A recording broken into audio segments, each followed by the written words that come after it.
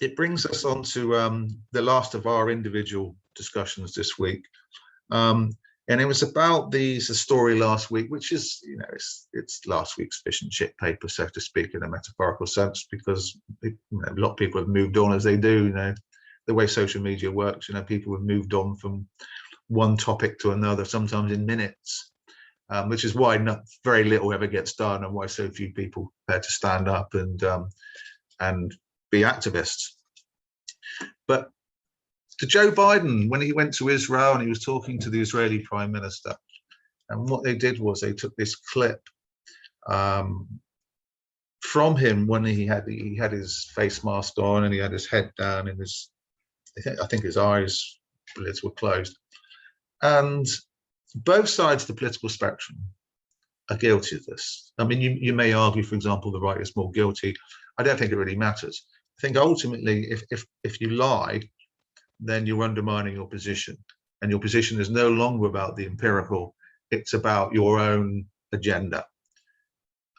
And in this instance, they showed a very small clip of Biden with his head down, as I said, but actually when you watch the video in context, either the bit beforehand and the bit after, he wasn't asleep. He was taking on board, he was maybe resting his eyes, maybe that's the way he concentrates when he wants to listen.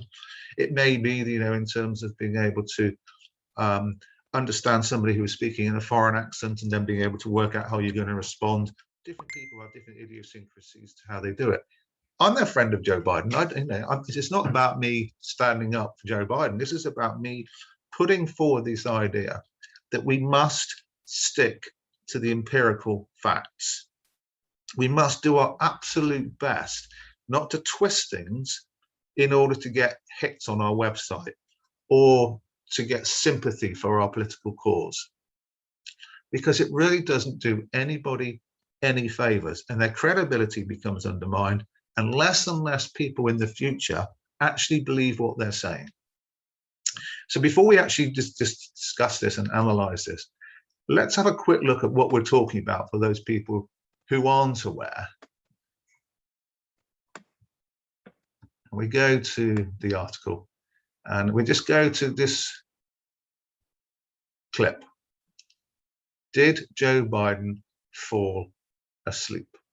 Okay, so it's on the article, and we'll come on, as I say, to talk about those people who are detracting from it.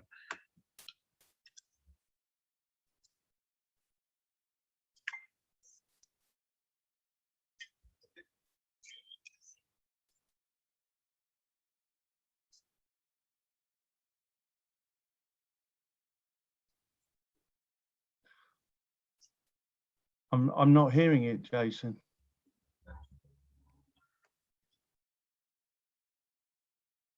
Sorry, slight technical glitch. We'll just sort that out.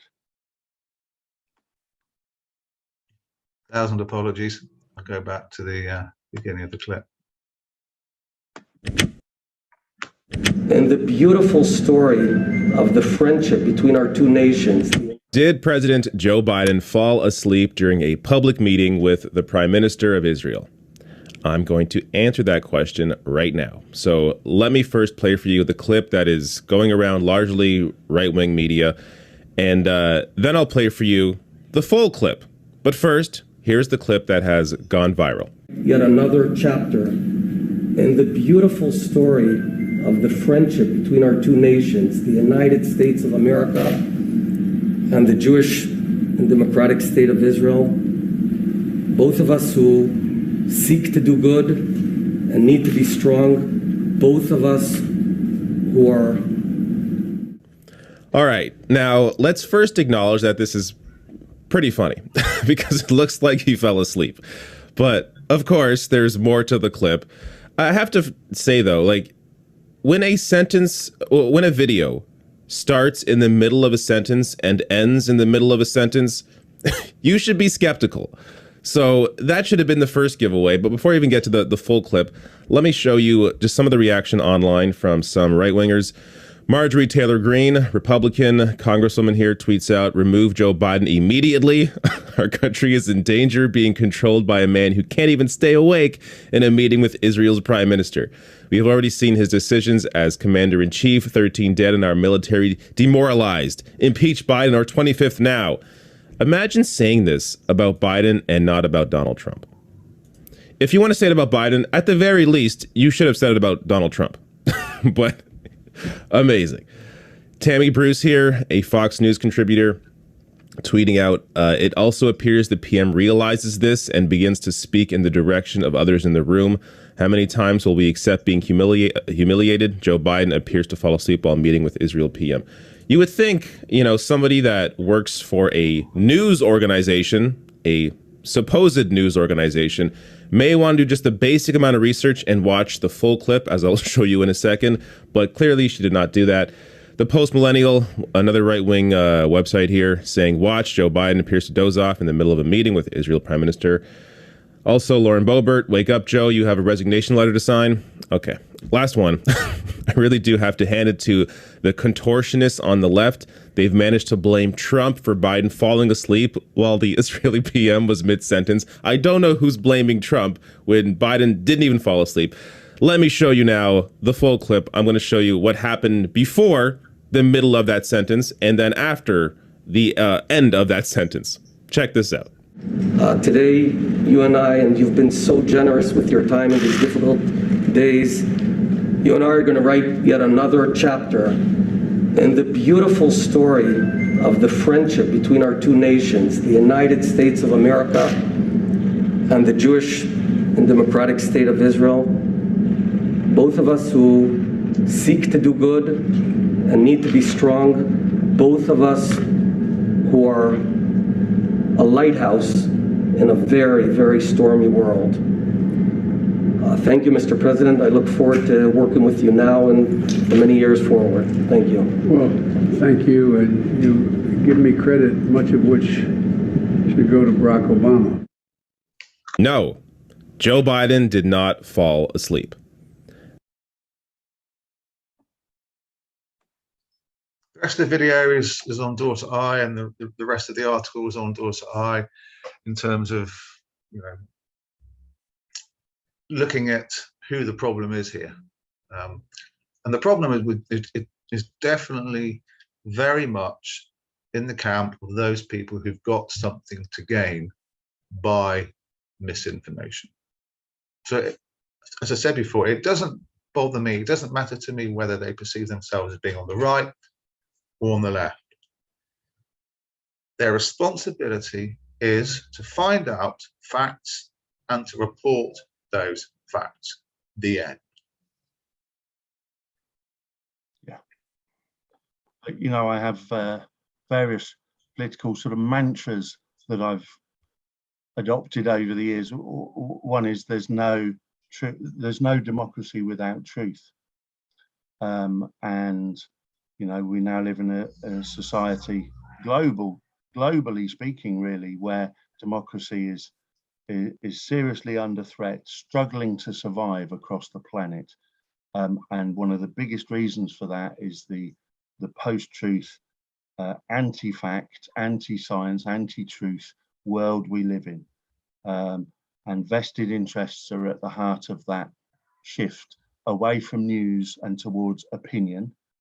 Like Fox News, it's not a news channel, it's an opinion channel. They've argued that themselves in court when they've been found out to have lied, and they've gone to court and successfully argued, more than once now, successfully argued that they don't have to present the truth because they're not a news channel, they are an opinion channel, and their viewers accept that. Which is fairly, can I just say, it's fairly ironic, Tom, as opposed to, as they call themselves Fox News. Yeah, absolutely. I mean, the judge in those cases, I think, should say, okay, will you either lose this case or you change your name? Yes. If you want to change your name to the Fox Opinion channel, you can, I'll let you off the lies. If you want to retain your title as Fox News, then you're found guilty of lying and not presenting news. Absolutely. One or the other. I don't know why the judges haven't done that. yeah, so you know, we are in this post-truth world, and the advent of social media has contributed enormously as well to the spread of fake news. And of course, you know, Trump and you know, Trump particularly, but the right wingers love to call you know, anything that doesn't agree with him fake news. But actually, you know, they are themselves the biggest purveyors of fake news, of false news, of lies, of falsehoods, of you know, misdirections, of propaganda, and of course, as you rightfully tend to point out, you know, of omitting some of the most important things that we need to know. So yeah, I mean, it's just another example, you know, that something like that, you know, just goes viral on social media, particularly amongst right-wing commentators. You know, they all put these, you know, the same ridiculous things that they put on these memes and these clips, you know, shock, horror, you won't believe your eyes. Have you got the guts to share this? You know, it's just ridiculous. And they tend to put, you know, they put little clips of right wingers taking up ridiculous positions against left wingers in some sort of debate, and they put you know, shock, amazing moment when so and so right winger destroys or owns or schools so and so left winger, and you watch the clip and exactly, it's not exactly. It's a right winger saying something usually ridiculous, often that involves the Bible, to be honest. Yeah, yeah, no, absolutely, and that's how God wants us to have guns. That's how it works on YouTube, big time. And the amount of times you know, because you've been there so many times before, you know, if you click on that particular clip, it's aimed at a particular demographic, which means they want to get as many hits as possible, which means they want to get advertising linked to their videos, which means they want to make as much money as possible. That's it. So you see the heading, and you have to be able to think straight away, hang on a minute, I've seen that heading 10,000 times before. And I know when I click on that video, it bears no relation actually to the heading. So the best bet to do is just walk on by again. Absolutely. Yeah, absolutely. And I mean, it's going back to you know, the issue. This is more a discussion about truth rather than about Biden and what happened with him. I mean, he didn't fall asleep. He may have closed his eyes, being deep in thought. You could see his hands move, his fingers moving all the time. He was obviously in deep thought and closed his eyes for 10 seconds or something while he was thinking, but then responded.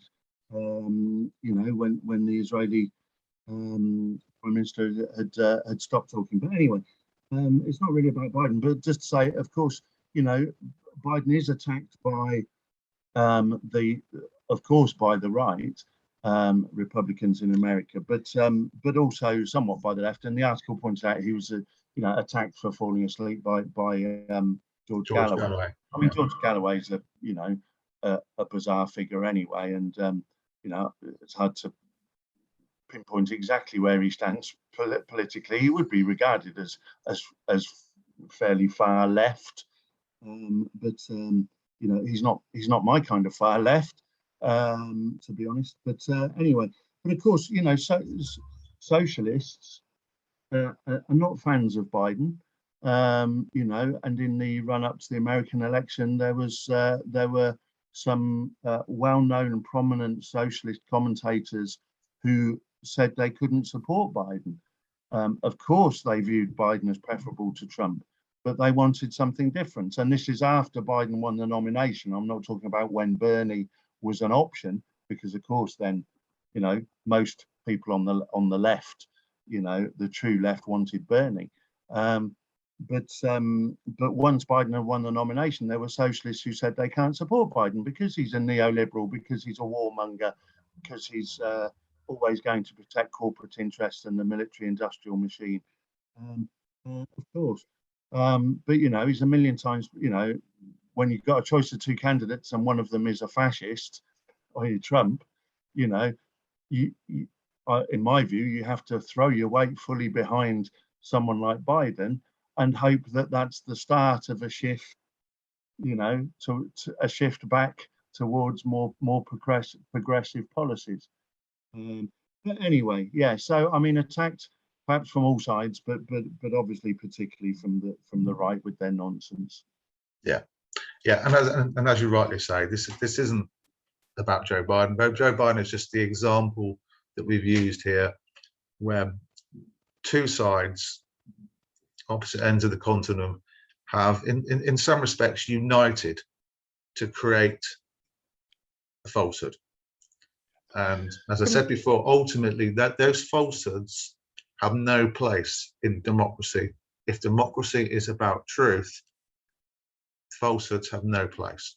Falsehoods are really, it's like Karl Popper said, the only way falsehoods can ever be useful is if they disprove what we've believed up to that point to be truth. Because then, if you can prove the falsehood, then the truth has to reshape itself. But otherwise, falsehoods are just a cynical way of undermining the human consciousness. Yeah, absolutely. And just to say, you know, there's just as a related sort of example about truth. There's a lot of social media. Part of the kind of culture wars almost is about the role of the police. And I see things from both the left and the right, which I strongly disagree with. The right's position tends to be that the police never do, you know, in terms of policing protests, I'm talking particularly, you know, and also, you know, people dying in police custody after police violence, etc. So the position of the right is the police never do anything wrong, you know, and they're wonderful people who do a sterling job, and any criticism of them is unfounded. Position on the left tends to be that the police are an instrument of state control, you know, used to keep ordinary people and the workers down and in their place while the rich get richer, and you know that they're racist and excuse me, and violent, etc. And you know, when there's an incident at the policing of protests, the right say, you know, all the protesters were violent and the police just responded to control matters, and it's shocking what the protesters did. And the left say, look at this terrible police violence, you know, here's some film of the police acting completely unprovoked violence. Now that the complete, you know, opposites really in terms of how the police are viewed and portrayed. And I think there's a definite middle ground. For me, there is a middle ground. I have friends and ex-youth club members who are police officers. I know they're not racist. I know they don't, you know, act in ways that are violent and oppressive. They're very decent people, and they view their job as serving the community. That's how they view their job. And I would class them as excellent police officers. I've done work with them, with young people, with police officers, and their approach has been, you know, commendable. So I have a lot of time for lots of police officers that I personally know, albeit that I do somewhat agree with the argument that the police are you know, are used as an instrument of the state against the people, particularly at times such as the miners' strike or protests at the moment. I think there's also a key here, Tom, if I can just interrupt, there's also a key here that I think the problem is, though, is that you might find lots of decent officers who are just police constables. And let's take away from the plainclothes detective work for the moment and just stick with the uniformed officers. But I think the ambitious ones, the ones that want to rise up the bureaucratic chain, they have to be, they're only going to be accepted as they rise up the chain if they're really ambitious, if they also fit in with the prevailing politics. And the prevailing politics then determines who gets chosen to be superintendent, for example. So yes, of course, just like society, you can find lots of decent people at the bottom end, but in order for them to be able to conform to the bureaucracy and the expectations of the institution, then they have to be much more flexible, a lot more fluid the further they go up. Absolutely. And if you're strong, if you're a strong, principled person who says no to anti-racism, who says no to deaths in custody. No to racism. No to to racism. No to deaths in custody. No to homophobia. No to negative canteen culture. No. You ain't going to get to be superintendent. Yeah, you're dead right. I mean, you don't get to be Cressida Dick without showing a willingness to cover up the truth, to protect the police's reputation, and to do what the government instructs you to do, even if you know that that's bad for ordinary people, and against some of what should be the true ethics of policing in the country, which is serving the people, not the government. But but my point is that, I think that was just an example of how the debate and the culture wars. That's one example using how policing are portrayed, where the right have one particular view, the left have another. They're complete opposites, and neither of them are entirely truthful. And there's a middle ground that recognises some of what's said on the right, some of what's said on the left, and finds the actual truth. And I prefer to, personally, I prefer to look there. But I think also, Tom, if you're black and every time you go out your house in an urban area, you're at threat of being stopped and searched for absolutely no reason whatsoever. To ask those same people to say, "Oh, I think the police, do a good job here, maybe not such a good job there," and have a balanced view, is asking a lot. Of course. I mean, I'm speaking as a privileged white male who doesn't have to worry about being hauled over by the police for no reason. So yeah, absolutely right. But my point is, and I'm not saying I'm not taking the right wing view that everything the police do is good. I'm just saying that I've said what the right wing portrayal of police is and what the left wing portrayal of police is, and I'm saying that neither of those is entirely truthful and representative of the facts, and that there is somewhere in the middle where there are good things about the police and having a police force and how they act, and there are not so good things. There are bad things, and there are good police officers and there are bad police officers, same as in all walks of life. But I think probably the point that's the point you were making is the most salient one when we're exploring any issues of the police, which is the institutional system-based issues of how the police act, and that's where the failings lie. And that's, if you want to look at the failings of the police, you have to look at them institutionally and in terms of how they act as a system or as part of a system of social control in the country. But yeah, I just wanted to give that as an example. Yeah, no, absolutely. Left and right portray something. Neither of them are entirely truthful. As we finish off this, I just want to maybe point out to the viewers that there's a fantastic 3-part